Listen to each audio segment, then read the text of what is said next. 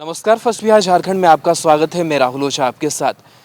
प्रधानमंत्री नरेंद्र मोदी ने मुख्यमंत्री नीतीश कुमार से वीडियो कॉन्फ्रेंसिंग के जरिए बातचीत की। लॉकडाउन को लेकर के जो चर्चाएं हैं वो हुई है, लेकिन इस बीच मंत्री अशोक चौधरी का बयान आया है। उन्होंने स्पष्ट रूप से कहा है कि जो लॉकडाउन की अवधि है वो अब धीरे धीरे खुलनी चाहिए, क्योंकि जिस तरीके से लगातार इकोनॉमिकल जो परिवर्तन है वो हो रहे हैं और लगातार जो कह सकते हैं कि आर्थिक हानि है वो हो रही है। इसके लिए ज़रूरी है कि लॉकडाउन को एक एक फेज वाइज करके खोला जाए और जो छूट है वो धीरे धीरे करके दी जाए। साथ ही वो मंत्री अशोक चौधरी ने ये भी बात कहा कि जिस तरीके से लगातार सवाल उठाए जा रहे हैं कि जो कोटा में फंसे बिहारी छात्र हैं उनको वापस लाने की बात, तो साफ तौर से उन्होंने कहा कि जो केंद्रीय गाइडलाइन है उसके अनुसार हम लोग वापस उन छात्रों को नहीं ला सकते हैं। साथ ही उन्होंने कहा कि जो दूसरे राज्य हैं वो इसका उल्लंघन कर रहे हैं। साथ ही उन्होंने ये भी बातें कही कि जिस तरीके से लगातार सरकार है वो काम कर रही है कि लॉकडाउन में फंसे हुए छात्रों को उन तक मदद पहुंचाई जाए। इन तमाम बातों को लेकर के उन्होंने ये भी कहा कि केंद्र सरकार से जो मदद मिलनी चाहिए वो मदद नहीं मिल रही है।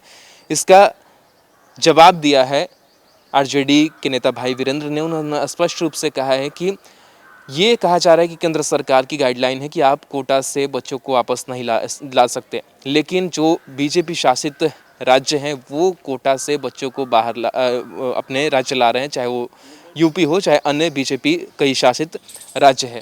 साथ ही उन्होंने कहा कि एक तरफ स्वास्थ्य मंत्री ये बात कहते हैं कि संसाधनों की कोई कमी नहीं है, बिहार में केंद्र की मदद की ज़रूरत नहीं है, लेकिन वहीं अशोक चौधरी ये बात कह रहे हैं कि जो केंद्र है वो राज्य सरकार को मदद नहीं पहुंचा रही, मदद पहुंचाने की ज़रूरत है।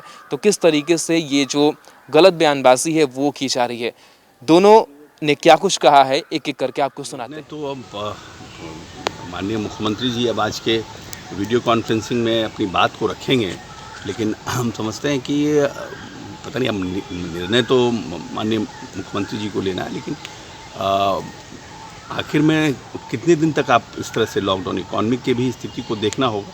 हम समझते हैं कि प्रयास करना चाहिए प्रधानमंत्री जी को कि फेज़ वाइज करके कुछ छूट देना शुरू करें और फेज़ वाइज करके छूट देना शुरू करें और राज्य सरकारों को भी मदद करें, क्योंकि अभी तक तो केंद्र सरकार से राज्य सरकार को कोई मदद मिली नहीं है। और हमारे यहाँ अगर जिस समय हमारा लॉकडाउन ख़त्म होगा या फिर जिस तरह से लोग प्रयास कर रहे हैं, तो हमारे यहाँ जो बाहर के जो लोग फंसे हुए हैं, जब वो लोग आएंगे तो उन लोगों का सब टेस्ट हो करके वो लोग बिहार में आएँ, जहाँ भी हैं उनका वहाँ पर कोरोना टेस्ट हो जाए, उसके बाद वो लोग आए बिहार में, या फिर प्रायोरिटी पर हम बिहार में उन लोग सबका कोरोना टेस्ट कराएं। तो ये सब जो है इश्यूज़ हैं जिनको कि खुलने के बाद रिज़ॉल्व करना पड़ेगा। और बिहार में अभी तक तो कंट्रोल्ड पोजीशन है, जबकि हमारा 5-7 दिन में काफ़ी संख्या बढ़ी है, फिर भी हम बाकी राज्यों में अगर स्थिति को देखिएगा तो काफ़ी हद तक हम काफ़ी कंट्रोल पोजीशन में। तो ये पोजीशन हमारा, कंट्रोल पोजीशन हमारा बना रहे, कुछ और ज़्यादा हमारा बिहार विभक्त स्थिति ना हो, इसके लिए ज़रूरी है कि केंद्र सरकार से हम लोगों को हेल्थ फैकल्टी में सहायता भी मिले। कि अपनी मजबूरी है कि बच्चों को निश्चित रूप से कुछ इश्यूज़ उठेंगे तो निश्चित रूप से माननीय मुख्यमंत्री भी चिंतित हैं कोटा के लिए। ऐसा नहीं है, कोटा के जो बच्चे वहाँ हैं, लेकिन क्या है कि गाइडलाइंस ही इस तरह का है। जो केंद्र सरकार ने गाइडलाइंस जारी किया है वो गाइडलाइंस तरह से, कुछ राज्य उस गाइडलाइंस को फॉलो नहीं कर रहे हैं, मगर बिहार पूरी तरह से उस गाइडलाइंस को फॉलो कर रहा है। तो कुछ भी करना होगा तो हम समझते हैं कि भारत सरकार को अपने गाइडलाइन में कुछ चेंजेस करना पड़ेगा, रियायत देना पड़ेगा, तभी हम ला सकते हैं। दूसरा सवाल, केंद्र सरकार यदि गाइडलाइन में बदलाव करती है तो क्या आप बच्चों को लाने के लिए तैयार हैं? नहीं, गाइडलाइन में बदलाव होगा तब तो कहीं ना कहीं कुछ रास्ता निकलेगा ना। हम समझते हैं निश्चित रूप से मुख्यमंत्री फिर इन सब चीज़ों पर विचार करें। सबसे बड़ी चीज है कि डबल इंजन की सरकार है और माननीय मुख्यमंत्री को हर चीज में मांग करना पड़ता है और आग्रह करना पड़ता है। तो काहे को है डबल इंजन की सरकार में? एनडीए में क्यों शामिल हैं आप? आपको एनडीए से तुरंत इस्तीफा दे देना चाहिए।